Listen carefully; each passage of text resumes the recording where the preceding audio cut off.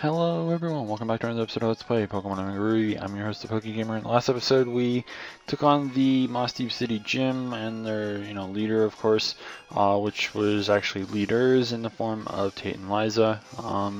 So we kind of did that, and as you may have seen at the end of our last episode, or towards it anyways, there was a giant pillar of fire coming from the ocean, and it makes a lot of sense.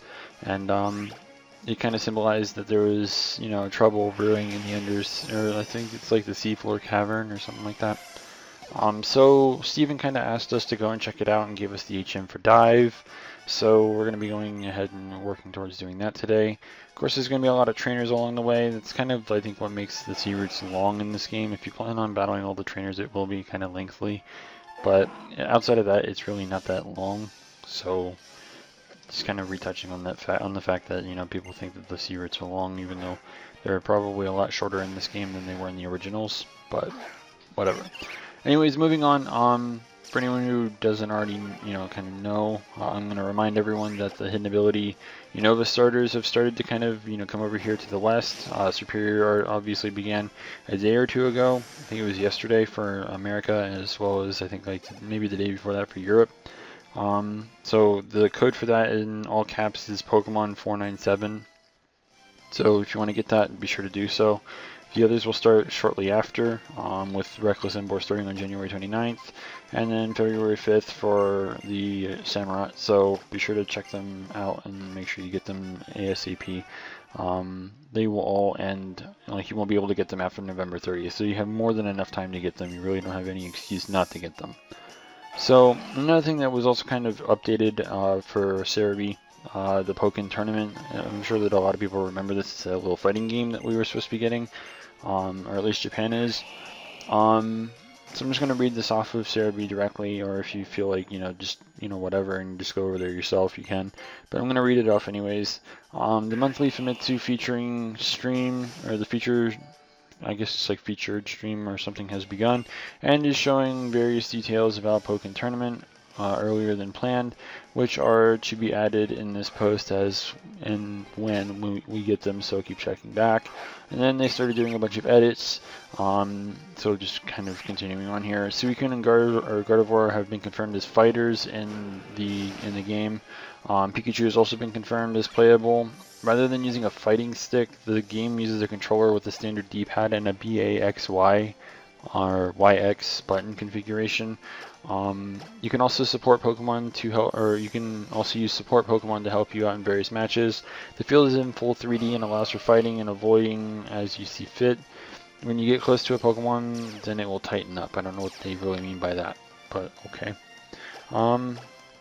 You press the L button to activate your support Pokemon. You can also activate various powerful moves, including Mega Evolution in combat. The backgrounds of the stages are active, with Pokemon and trainers moving around and interacting, such as Volcarona flying or following a cyclist. There are various modes in the game: single play, national battle, and in-store battle. There is also a tutorial to play through. Go figure. There are also location tests going on in Japan on the 30th, 31st, and February 1st. It costs 100 yen. I think it's, again, I'm not entirely sure on foreign currency symbols, but I'm just going to call it yen. So yeah, it costs that or whatever to play. Namco Umeda Store and I think it's the Mako Rizona Kawasaki will have online play available. 200 Bandai and Namco passport cards will be given to players each day once they fill out the gameplay survey. Lucario on the 30th, Gardevoir on the 31st, Pikachu on February 1st. Machamp card will also be given at the Japan Amusement Expo on February 14th to the 500 players who fill out the survey. So that's kind of cool, I guess. The buttons are as follows. L activates support, R guards, A uses Pokemon attack speed, jumps, X is a weak attack, and Y is a strong attack. Using the D-pad and the buttons, the D-pad and the buttons give you various different moves. Fill a gauge to unleash resonance, or gauge I guess, for extra damage and burst attacks and Mega Evolution, of course.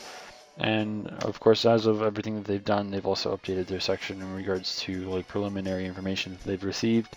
So if you're more interested in it and you want to like kind of check everything out, just be sure to check it out over on Serebii. So I mean, whatever. Not sure how I feel about the game exactly. It's interesting, definitely. I'd like to kind of play it myself just to have fun with it. But at the same time, it does seem a bit off and a bit different from what we're normally supposed to expect. There's a lot of cool things in regards to it, of course, though. I mean, the fact that you can, you know, battle with by actually playing as the Pokemon themselves rather than sitting behind, you know, the behind the scenes type of thing and kind of just watch them do their thing. That's definitely a lot better than just kind of, you know, messing around and just not doing much of anything. So I don't know. It's definitely pretty cool, but I don't know if it's my type of game either. And it's not like we'll ever actually be able to tell because, you know, we probably won't ever get it over here in the States, which sucks, but I mean, there's not much that we can really do about that. So, good luck, have fun, I guess. I failed to mention this, I think, over the past few days. I'm not entirely sure if I did or not. I probably did fail to, because there was a lot of things that I wanted to cover. Namely things like the hidden abilities, or not the hidden ability stars, but just hidden abilities in general because of the Smogon thing. For those of you who actually do play Elsword, if you have an interest in it or whatever, Dark Knight is getting released next Tuesday, or next Wednesday, I think it's next Wednesday. And you'll notice that we're not really going into the town. I'm going to interrupt myself here. We're only kind of going into the town so that way we can kind of activate that fly marker, so whenever we need to, we can just fly back there rather than have to, you know, walk all the way there. So I don't know. That's just the main reason why I'm doing that. It seems to make things easier for me in the end. But yeah, anyways, as I was saying, Dark Knight is coming out for Elsword and sometime next week. So if you were a big fan of the Crimson Avenger class, it will be available probably within the next month. So, I mean, I'm kind of excited about it. I really am looking forward to playing her and her class. It's just, you know, working up another Elysis class just to, you know, kind of, it's just going to be tedious getting it leveled up, but whatever, I guess. Whatever. It's something that I've done with like 3 or 4 different characters already, and it's not really that big a deal. A lot of people kind of complain about their mid to late game level grinding, but it's not really that big a deal. At least if you can like set aside the time to do it.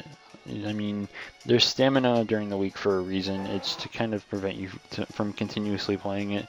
I don't know, but I feel like I should mention it just because it's definitely something cool.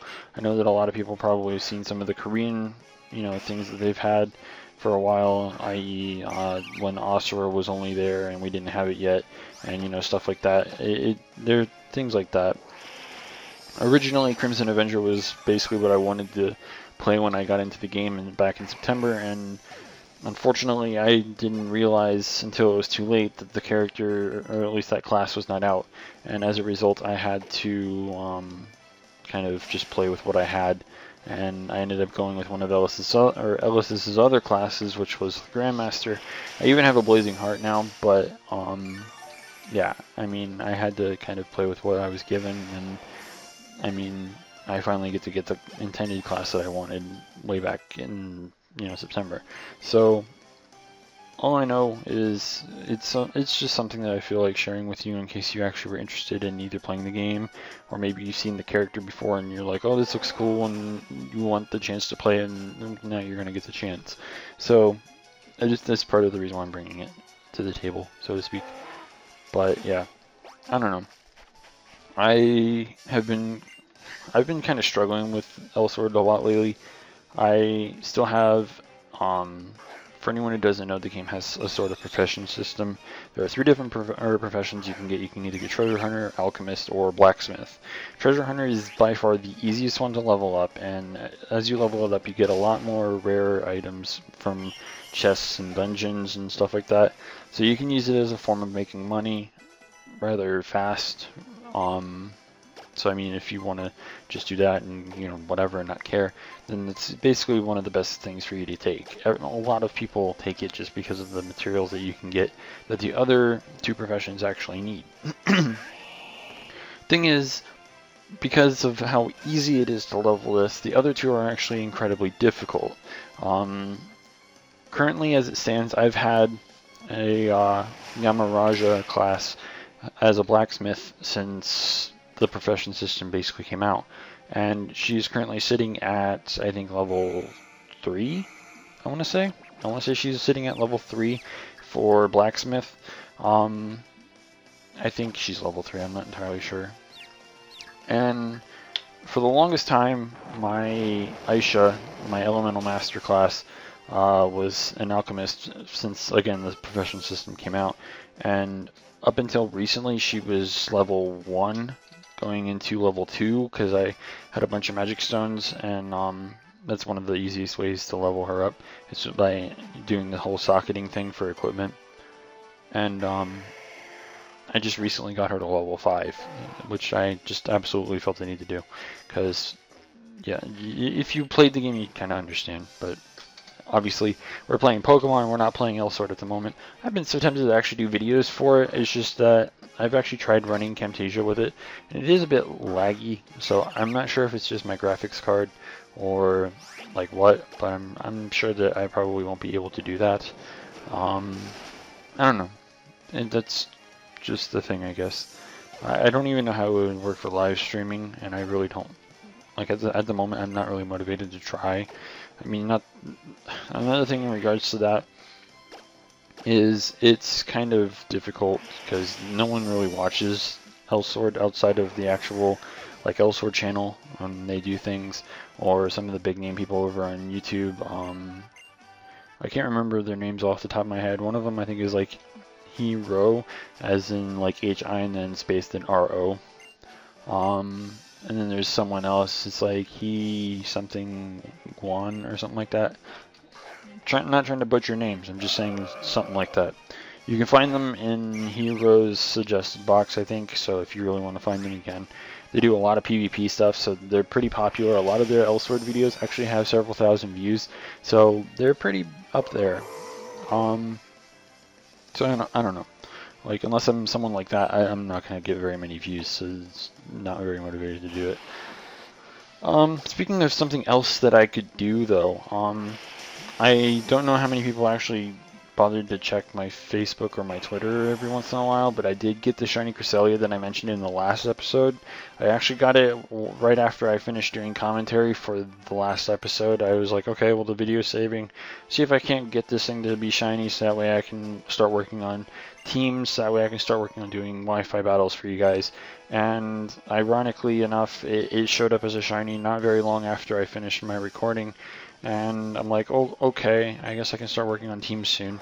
So that's something I'm going to start doing, and then eventually whenever I have my team ideas done and my Pokemon leveled and all that other good shit, we'll be working on doing Wi-Fi battles. So, something to very much look forward to. I don't know how I'm going to do this exactly. I don't know if I'm going to do the Wi-Fi battles on the weekends, or if I'm going to do maybe like one at the beginning of the week, one at the end of the week, or maybe like one every weekday. I don't know what I'm going to be doing specifically in regards to Wi-Fi battles yet, but it's something that I definitely want to bring as a more consistent type of thing on this channel, rather than like having a random video every once in a while. I'm just throwing that out there. It's something that I have been wanting to do for some time now, but we'll have to see how it plays out. Like I said, I still have to work on making teams, and I have to worry about, you know, fair warning, I am a huge, like, Smogon tier system based type of thing. I like to play specifically by tiers rather than, you know, so I don't know. Anyways, we're pretty much out of time, so what we're going to be doing in the next episode, we're going to be continuing through Route 127, probably taking on a good chunk of these trainers that are left, and then get started on the whole seafloor cavern thing, and then hopefully we can kind of get back to Sootopolis and start doing all the important things that we need to do there as well. So, yeah, if you haven't already, don't forget to rate, comment, subscribe, and until next time, this is the PokeGamer, signing out.